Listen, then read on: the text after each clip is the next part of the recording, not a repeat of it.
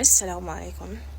So guys, I'm not a scholar, yes, but if there is anything that I know that if I pass on to you, it will help you, I will not hesitate in doing that.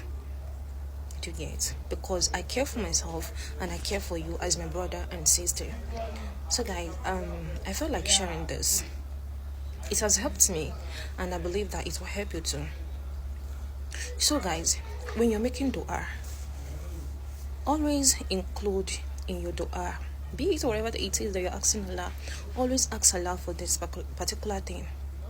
Include it in your dua. Say, Ya Allah, in the moment where I can't help myself, please help me.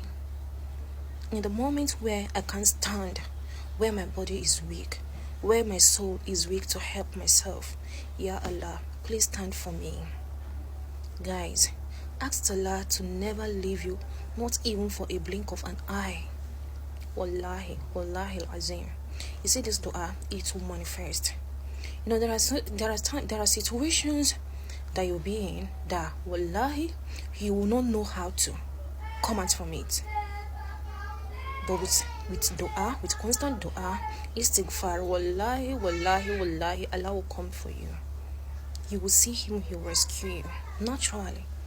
So when you are asking for Allah, even in your good times, always ask him, Ya Allah, in the moment where I can't help my soul, please come for you. Wallahi al-azim, Allah will come for you. This comes from my heart because I experienced it. It works. So you should also try including it in your dua if you don't. But if you do, that means we have something in common and it's a very beautiful thing. May Allah help us all.